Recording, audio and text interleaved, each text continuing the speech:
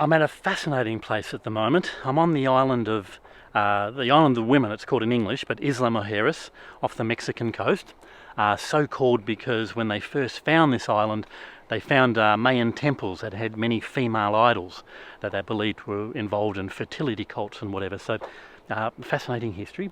But at the moment I'm at a place called Hacienda Mundaca.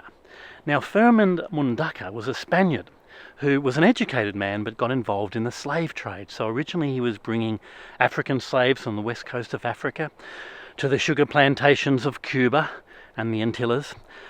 And then he got involved in the local slave trade where he was bringing Mayan people from the Yucatan peninsula also to Cuba.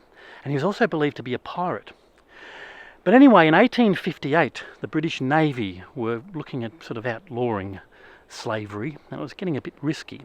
So Fermin Mundaca decided it was time to hang up his boots, so to say. So he was quite wealthy, and he decided he needed somewhere to settle down.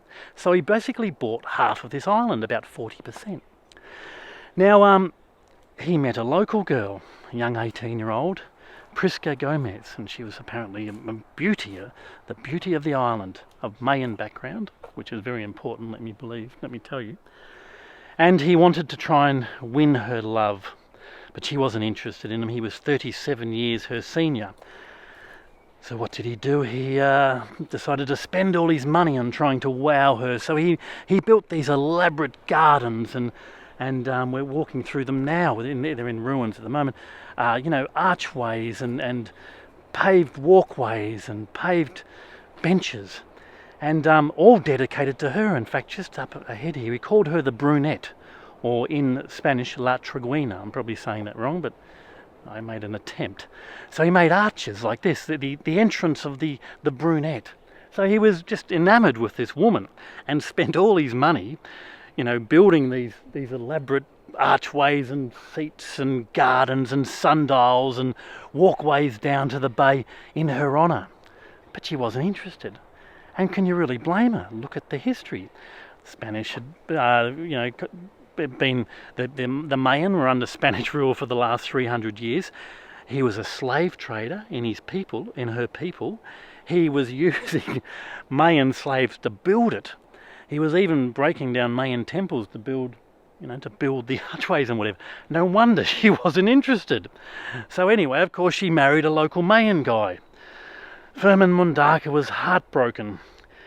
He put off all his staff, only having two male servants. The gardens went into ruin. His livestock ran wild. He even went to the local graveyard and got a gravestone made.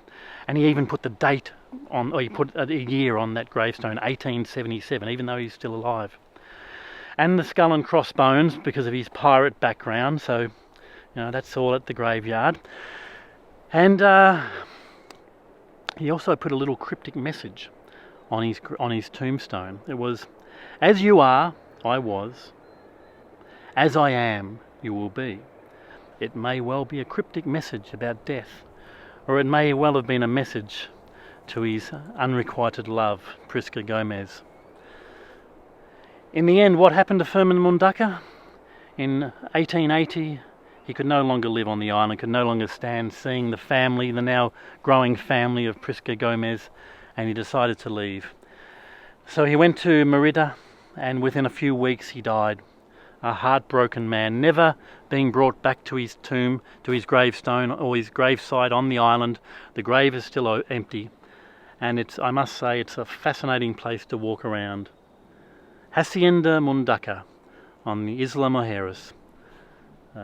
Look at this. A monument to unrequited love.